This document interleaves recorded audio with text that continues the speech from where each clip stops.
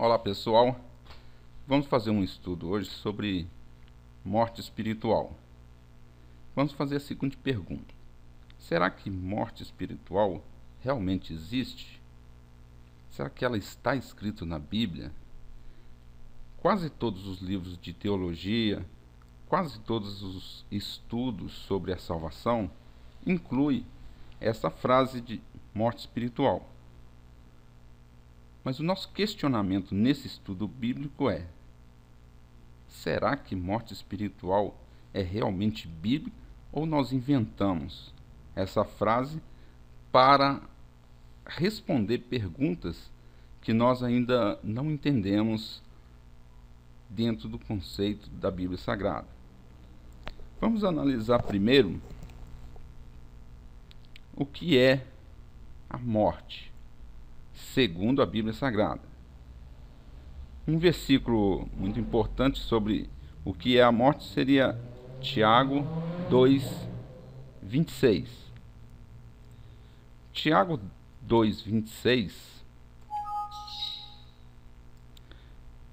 ele diz assim: porque assim como um corpo sem espírito é morto, assim também a fé sem obras é morta. Então, o que é a morte, segundo Tiago 2:26? É a separação do corpo e do espírito. Isto é a morte. Agora, quando Adão pecou, qual foi a sentença que ele recebeu após o seu pecado? Primeiro vamos ver Gênesis 2:17, onde Deus ele estabelece ali a sua vontade ou a sua lei. Gênesis 2:17 diz: mas da árvore do conhecimento do bem e do mal não comerás, porque no dia em que dela comerdes, certamente morrerás. A questão aí é que Deus disse: no dia em que dela comerdes, certamente morrerás. Mas esse dia em que Deus falou, seria as 24 horas que nós conhecemos hoje? Ou seria simplesmente um espaço de tempo até então indeterminado? Por quê? Adão comeu. Nós sabemos que Adão comeu da árvore do conhecimento do bem e do mal, da árvore que ele não deveria comer. E naquele dia ele não morreu. Então, alguns teólogos, ou talvez a maioria, explica que no dia em que ele comeu, ele morreu, mas morreu de uma morte espiritual. Só que o versículo não deixou claro que a partir daquele momento ele ficou morto espiritualmente. O que nós poderíamos interpretar deste versículo é que ele recebeu uma sentença de morte para o dia em que Deus iria determinar mais adiante.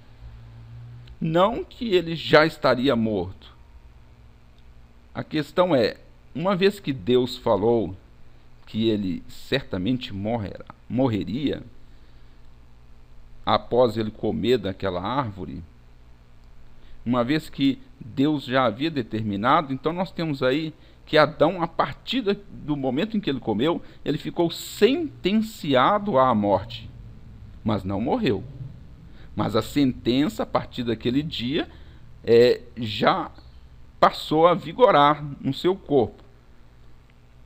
Em Gênesis 3:17, nós encontramos o seguinte versículo: e a Adão disse: visto que atendeste à voz da tua mulher, e comeste da árvore que eu te ordenara, não comesses, maldita é a terra por tua causa. Em fadigas obterás dela o sustento durante os dias da tua vida. Ela produzirá também cardos e abrolhos, e tu comerás a erva do campo. No suor do rosto comerás o teu pão, até que tornes à terra, pois dela foste formado, porque tu és pó, e ao pó tornarás. Tu és pó e ao pó tornarás. Está se tratando aí de uma morte física, não de morte espiritual. De maneira nenhuma nós podemos interpretar esse versículo como sendo morte espiritual. Um outro ponto importante nós observarmos é a questão de como que a Bíblia vê a morte no versículo de Hebreus 9:27. Já definimos em Tiago 2:26 que a morte é a separação do corpo e do espírito. Agora vamos ler Hebreus 9:27, o seguinte versículo: E assim como aos homens está ordenado morrerem uma só vez, vindo depois disso o juízo. Assim como aos homens está ordenado morrerem uma só vez, vindo depois disso o juízo. Então, este versículo deixa claro que só existe uma morte antes do juízo. Então, como surgiu a morte espiritual? Será que realmente morte espiritual existe? Vamos analisar um outro versículo, Apocalipse 20:14.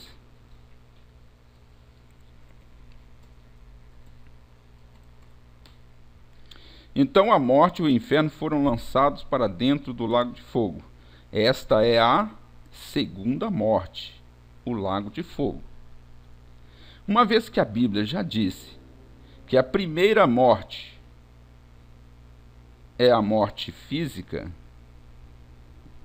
no versículo de 9:27, ao homem está ordenado uma vez só, está ordenado morrer uma só vez, vindo depois disso o juízo. Nós vemos em Apocalipse 20:14 que há uma segunda morte depois do juízo. E esta é segunda morte, considerando então que a primeira é a morte física, a segunda a morte no lago de fogo e enxofre. Isso depois do juízo. Então a Bíblia diz que só tem duas mortes. Muito bem. Uma vez que só tem duas mortes, onde foi que apareceu a morte espiritual? Provavelmente de uma interpretação errada de alguns textos, que vamos considerar a partir daqui. Considerando estes versículos, a morte espiritual não existe.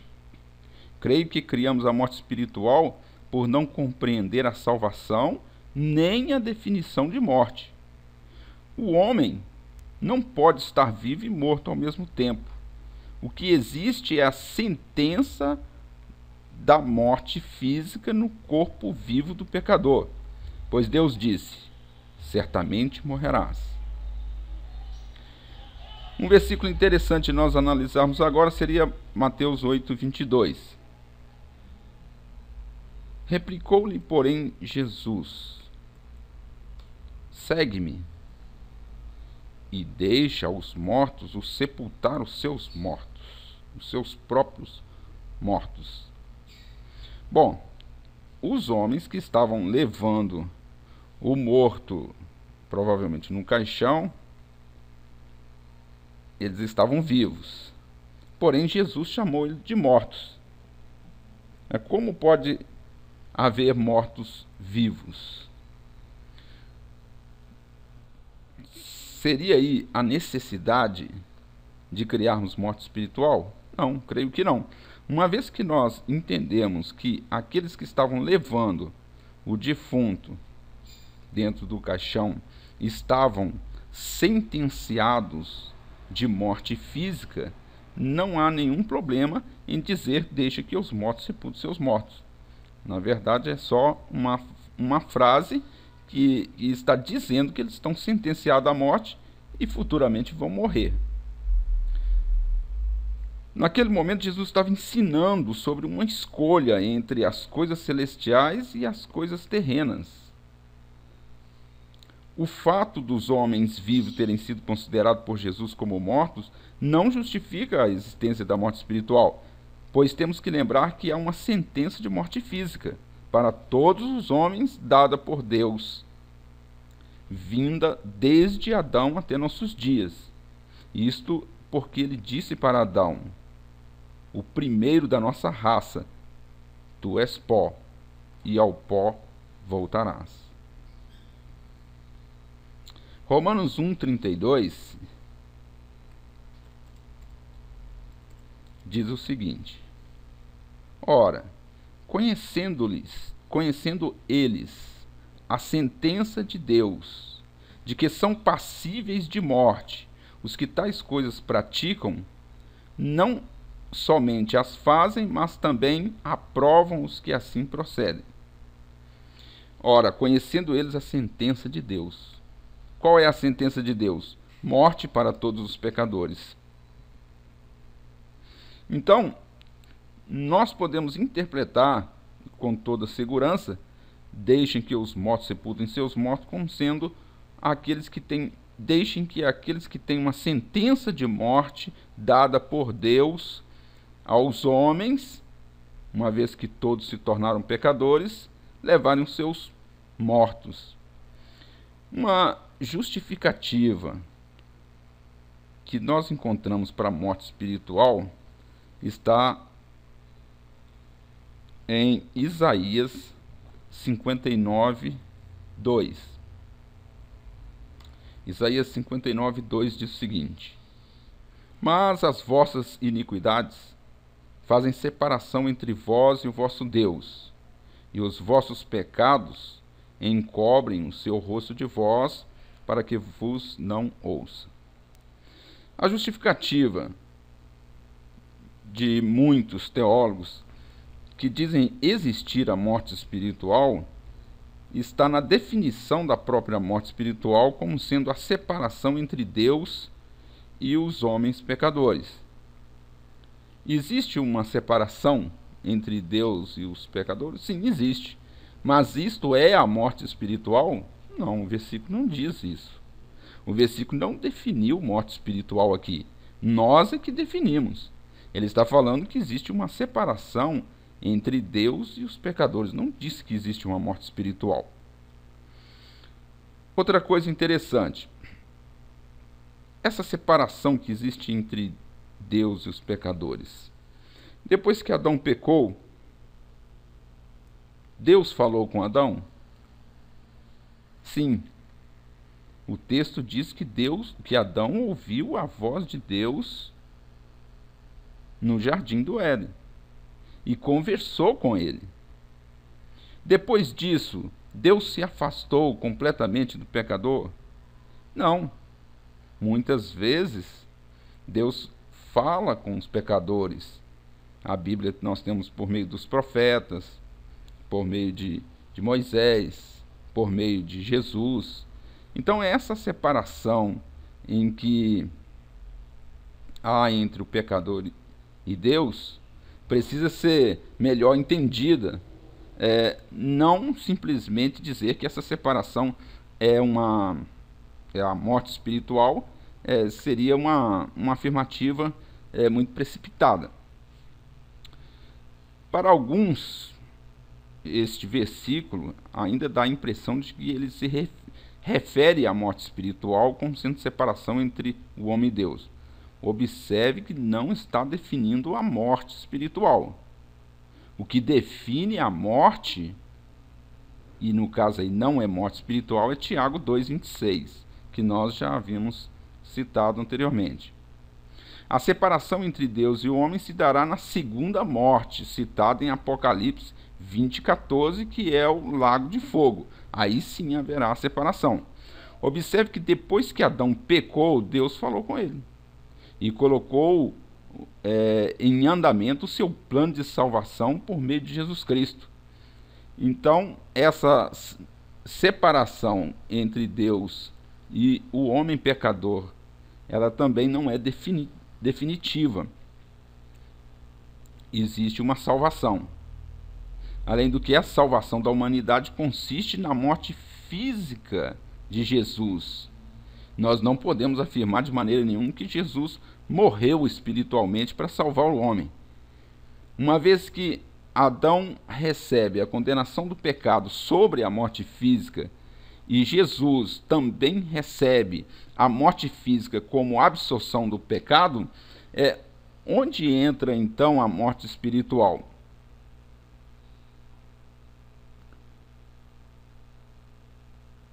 Onde reside o pecado no homem?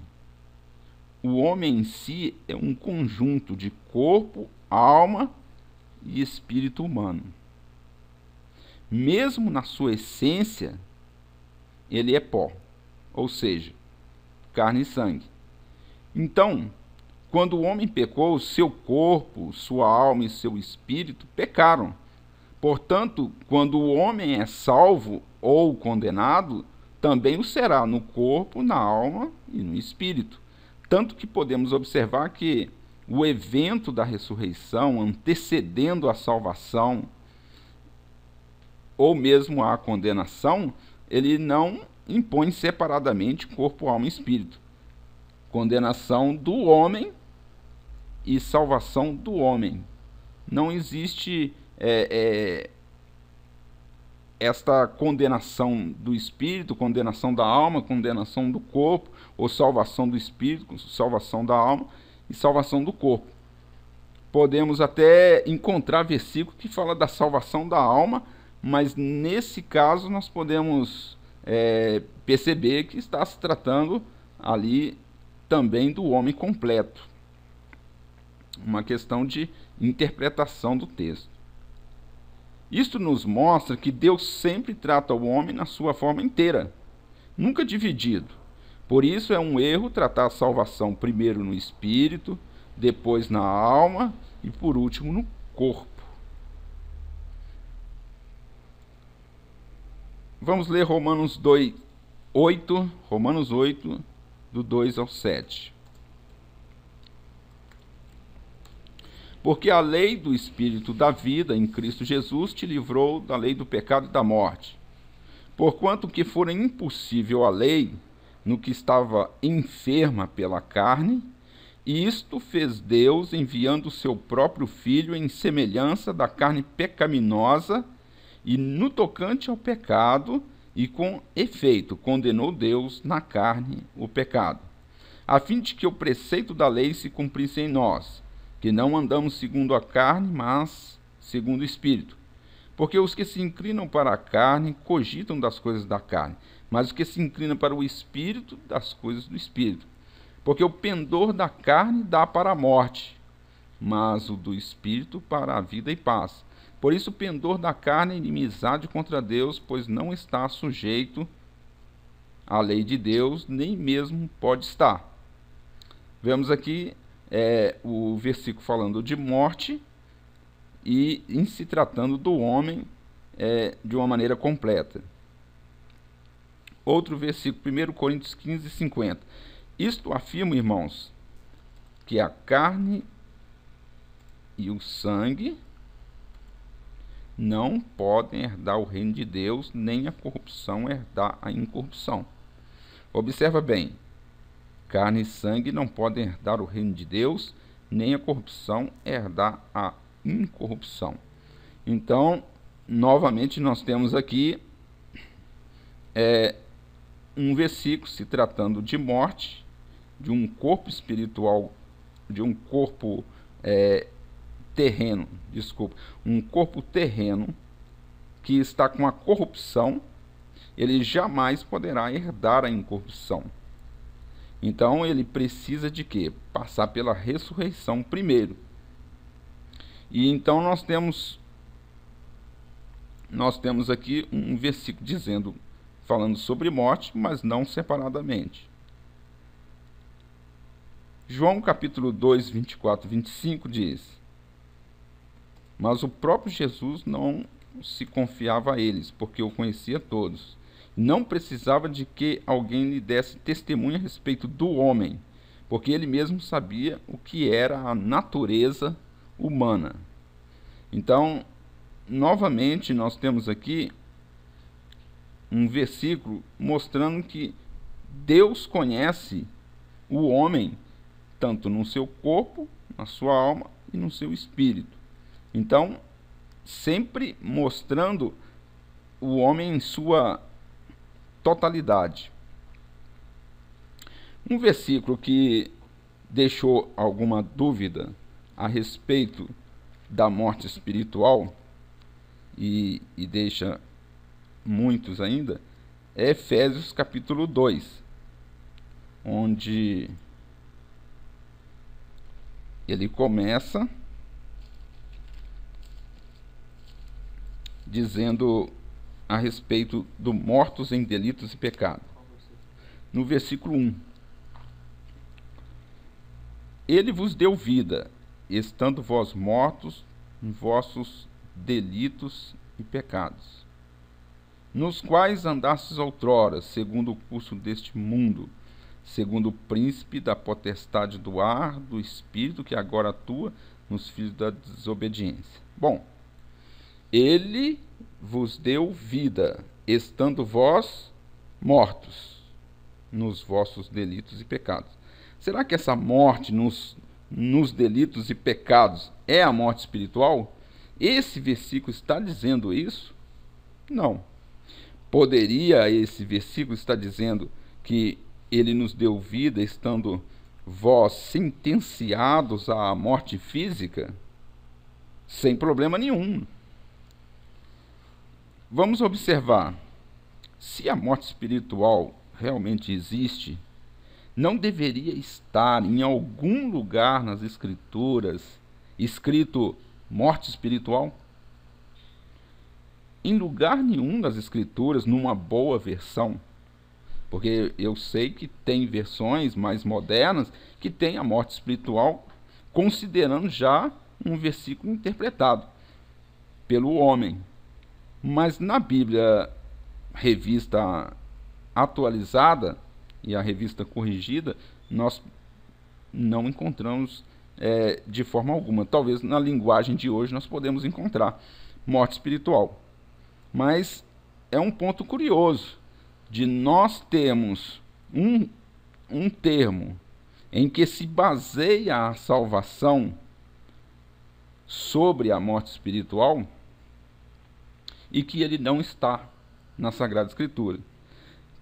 Em contraposição, nós temos a morte física, colocada ela em vários versículos bíblicos e com muitos detalhes. Um versículo que nós poderíamos também colocar dentro desse estudo é João 8,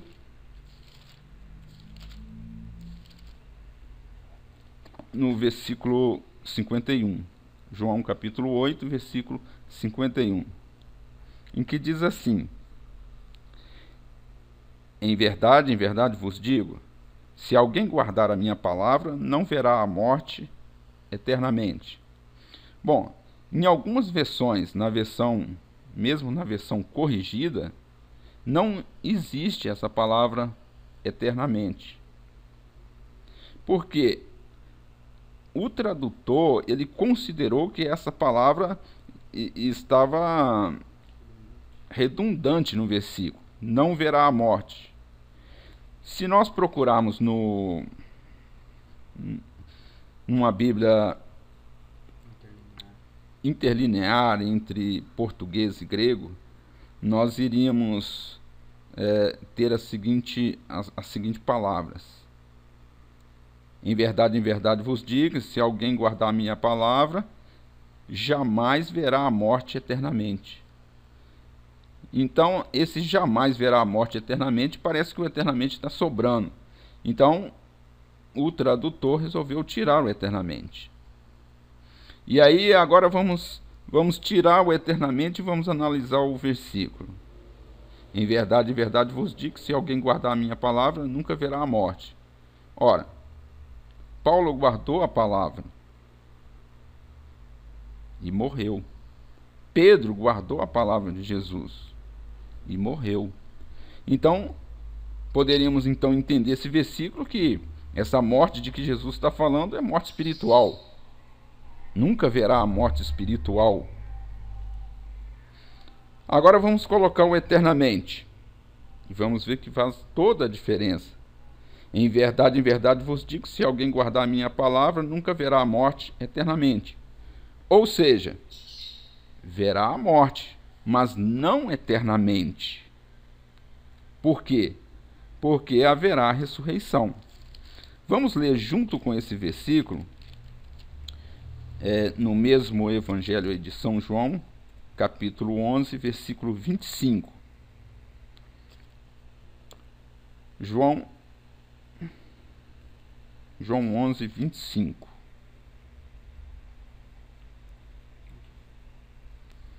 Dizendo assim: disse Jesus: eu sou a ressurreição e a vida. Quem crê em mim, ainda que morra, viverá. Ora, que morte é essa? Morte física. Quem crê em mim, ainda que morra, viverá. Se nós colocarmos o eternamente em João 8, 51, podemos interpretar o versículo com muita clareza.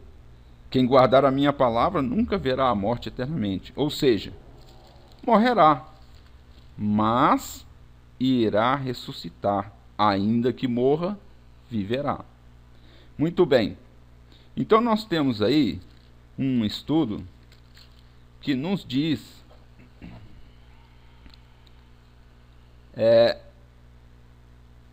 que morte espiritual não existe nas Sagradas Escrituras. É uma afirmação muito forte. E por quê? Porque essa afirmação vai modificar a nossa maneira de interpretar a salvação. Por quê? Porque uma vez que morte espiritual não existe, só existe morte física. Então aqui vem uma pergunta: quem é salvo?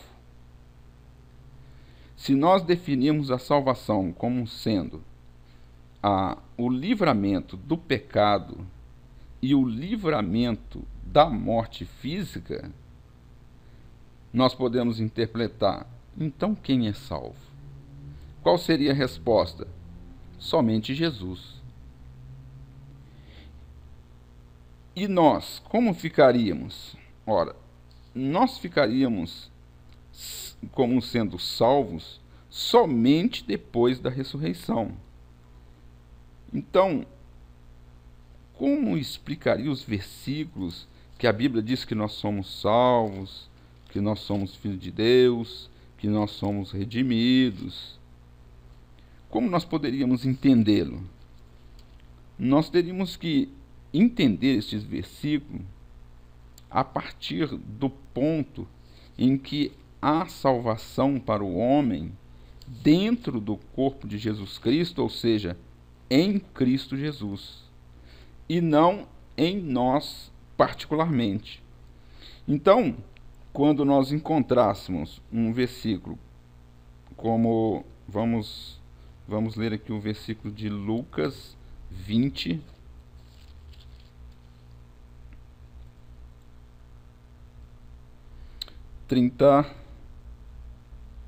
e 4 até o 36. Lucas 20, 34 até o 36 diz o seguinte: então lhes acrescentou Jesus: os filhos deste mundo casam-se e dão-se em casamento, mas os que são havidos por dignos de alcançar a era vindoura e a ressurreição dentre os mortos não casam, nem se dão em casamento, pois não podem mais morrer, porque são iguais aos anjos e são filhos de Deus, sendo filhos da ressurreição. Então esse versículo nos aponta um ensinamento que seremos filhos de Deus, vamos dizer assim, na sua totalidade, na sua plenitude, somente sendo filho da ressurreição, ou seja, somente depois da ressurreição. Existe um versículo que diz que nós já somos filhos de Deus, que poderia, vamos dizer assim, contradizer o que eu estou dizendo. Mas se nós prestarmos bem atenção nesse versículo, ele tem uma palavra de suma importância, que é o versículo de Gálatas, capítulo 3, versículo 26. Pois todos vós sois filhos de Deus mediante a fé em Cristo Jesus. Então nós temos aqui uma outra maneira de ser filho de Deus. Uma é através da ressurreição e uma outra em Cristo Jesus pela fé. Então, aqui nós vamos entender a diferença entre graça e fé. Dentro da graça, através da morte e ressurreição de Jesus Cristo, nós podemos ser considerados filhos de Deus, uma vez que morremos com Ele e ressuscitamos juntamente com Ele, como diz as Escrituras. Uma vez que morremos com Cristo e ressuscitamos com Cristo, então temos aí uma ressurreição, ou uma regeneração. Mas aonde está essa regeneração? Dentro do corpo de Cristo, ou em Cristo Jesus, e não em nós mesmos. Em nós mesmos ainda há pecado e ainda há morte. Um versículo que deixa muito claro a definição de salvação está em Romanos capítulo 5, versículo 17. Romanos capítulo 5, 17 diz o seguinte: se pela ofensa de um e por meio de um só reinou a morte, muito mais os que recebem a abundância da graça e o dom da justiça reinarão em vida por meio de um só, a saber, Jesus Cristo. Aqui nós temos neste versículo, somente nesse versículo, 4 palavras agrupados de 2 em 2. Nós temos morte e nós temos vida por meio de Cristo. Depois nós temos ofensa, que também pode ser traduzida como pecado, e justiça. Então, fica bem claro a definição de salvação dentro deste versículo. Um versículo de suma importância para a nossa meditação. O que é condenação?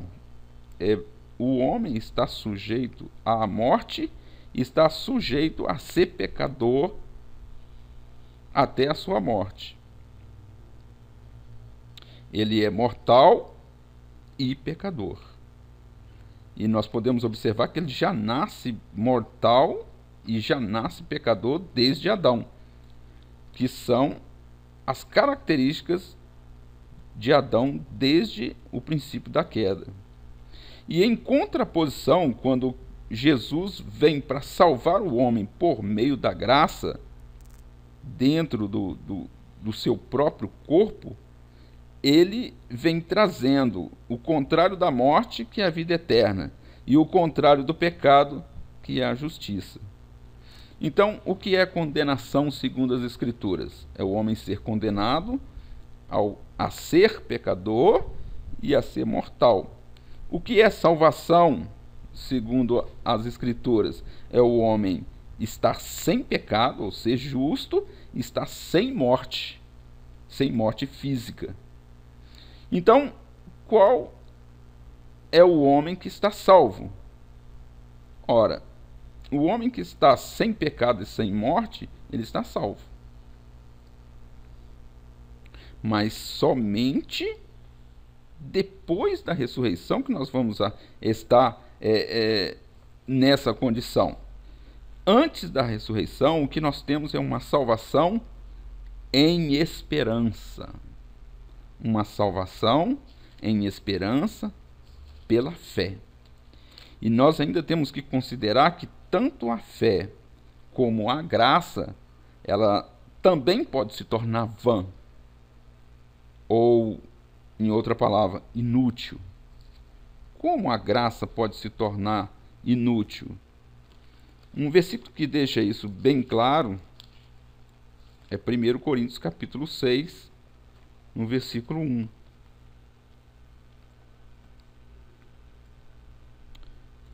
Ou melhor, 2 Coríntios. 2 Coríntios, capítulo 6, versículo 1, diz assim: E nós, na qualidade de cooperadores com ele, também vos exortamos a que não recebais em vão a graça de Deus. Eu te ouvi em tempo oportuno e te socorri no dia da salvação. Eis agora o tempo oportuno, sobremodo oportuno. Eis agora o dia da salvação. Muito bem, esse versículo nos diz claramente que a graça pode se tornar vã. Então, o que nós temos na graça? Nós temos uma salvação em Cristo Jesus, dentro do corpo de Cristo, para todos os homens. E isto sem acepção de pessoas. Em qual versículo nós podemos encontrar a salvação pela graça a todos os homens? Nós podemos encontrar esse versículo em, por exemplo, 1 Timóteo, capítulo 4, versículo 10, que diz assim: Ora, é para esse fim que labutamos e nos esforçamos sobremodo, porquanto temos posto a nossa esperança no Deus vivo. Observe a palavra esperança. Salvador de todos os homens, especialmente os fiéis. Então nós temos aí uma salvação. Para quem essa salvação? Para todos os homens. Mas de que forma acontece essa salvação? Acontece pela graça. Então, a graça, ela oferta a salvação a todos os homens, tanto os fiéis como os infiéis. Mas a salvação pela ressurreição, que vamos dizer assim, a salvação pela graça e a salvação após a ressurreição.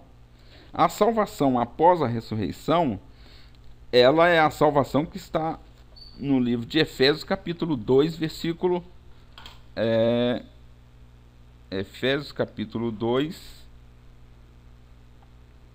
versículo 8. Vós sois salvos pela graça, mas é por meio da fé. Porque pela graça sois salvos, mediante a fé. E isso não vem de vós, é dom de Deus. Então, pela graça sois salvos. Quais são as pessoas que são salvas pela graça? Todos. Mas o versículo diz assim, mediante a fé. Mas nem todos têm fé. A fé não é de todos, porque a fé envolve a participação humana. A graça é de todos, porque não envolve participação humana, apenas o amor e a bondade de Deus em Cristo Jesus. Porém, a fé, ela tem participação humana e vai depender do homem ouvir, crer e obedecer.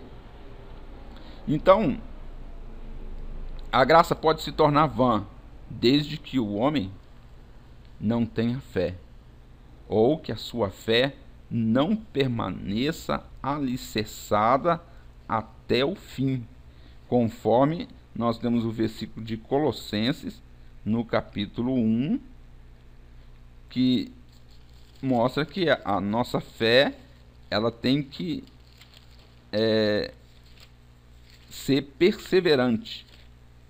Se nós não perseverarmos na fé, então a fé e a graça acabam se tornando vã. Veja Colossenses capítulo 1, versículo 23. Se é que permaneceis na fé, alicerçados e firmes, não vos deixando afastar da esperança do evangelho que ouvistes e que foi pregado a toda criatura debaixo do céu, e do qual eu, Paulo, me tornei ministro. Então, todos os homens recebem a fé. Ou melhor, todos os homens recebem a graça. E a fé é para aqueles que ouvem a palavra de Deus, crê e aprendem a obedecer. Esses têm fé. E têm que permanecer até o fim e não se afastar da esperança do Evangelho, para que, no dia da ressurreição, alcance a ressurreição. A fé ela tem que ser provada. E ela é provada como se prova o ouro numa fornalha de fogo, purificado 7 vezes, como diz em primeira carta de Pedro, no capítulo 1, versículo 7. Não basta termos a salvação pela graça, que é dada a todos os homens sem acepção de pessoas. É necessário ter a fé, porque vós sois salvos pela graça, mas é mediante a fé que nós alcançamos a ressurreição dentre os mortos. Então, 1 de Pedro, no capítulo 1, versículo 7, diz assim: uma vez confirmado o valor da vossa fé, muito mais preciosa do que o ouro perecível, mesmo apurado por fogo, redunde em louvor, glória e honra na revelação de Jesus Cristo, a quem não havendo visto, amais, no qual não vendo agora, mas crendo, exultais com alegria indizível e cheia de glória, obtendo o fim da vossa fé, a salvação da vossa alma. Observe aqui que fala salvação da vossa alma como que se estivesse separando corpo, alma e espírito. Não é esse o intuito do versículo. O intuito do versículo é colocar salvação do homem. E ele considerou a alma como... porque o que está em destaque dentro da salvação é a alma. Uma vez que o corpo... ele é carne e sangue e o espírito é dado por Deus. Então, o que está em destaque dentro do homem é a alma. Então, em se tratando de salvação, o destaque maior está sobre a alma, não sobre o corpo e nem sobre o espírito. Por isso ele colocou aqui salvação da vossa alma. Não que ele esteja separando uma salvação do corpo, outra salvação da alma e outra salvação do espírito. Então, obtendo o fim da vossa fé, a salvação da vossa alma. Observa que é o fim da fé, não o começo. Não é quando aceitamos Cristo. É quando nós ressuscitamos, é que nós temos aí a nossa salvação.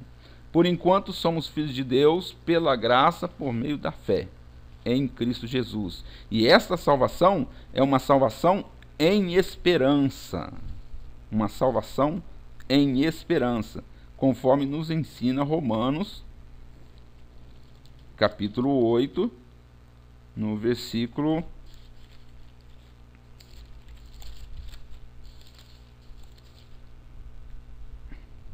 25. Mas se esperamos o que não vemos, com paciência aguardamos. Vamos ler também o 24.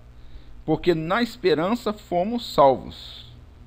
Ora, a esperança que se vê não é esperança, pois o que alguém vê, como espera. Ou seja, em outras palavras, nós não somos salvos em nós mesmos no momento presente, antes de passar pela ressurreição. Não. Só seremos salvos em nós mesmos depois da ressurreição. Mas nós podemos dizer que nós somos salvos, sim, mas não em nós, é em Cristo. E isto aí já tem a ver com a graça. Então, o grande segredo é separarmos a graça da fé e entender graça e fé como sendo duas coisas diferentes, com características diferentes. Na graça, nós somos salvos em Cristo Jesus e não depende do homem, só depende de Deus e de Cristo. Porém, pela fé, nós também somos salvos, mas aí vai depender do homem e vai depender da provação da fé e vai depender das obras da fé, porque a fé sem obras é morta. E isso só vai acontecer na ressurreição. Por isso Jesus disse lá em Lucas 20, 34, onde ele disse que os filhos de Deus são filhos da ressurreição. Os que são havidos por digno de alcançar a era vindoura e a ressurreição dentre os mortos, nem casam nem se dão em casamento, pois não podem mais morrer porque são iguais aos anjos. São filhos de Deus, sendo filhos da ressurreição. A conclusão aí do nosso estudo é que morte espiritual não existe e que a explicação da salvação pode muito bem ser feita sem a morte espiritual, sem ofender versículo nenhum e sem interpretar a Bíblia de uma maneira errada e sem colocar frases que a Bíblia não contém. Espero que tenha gostado do vídeo e a paz do Senhor para todos.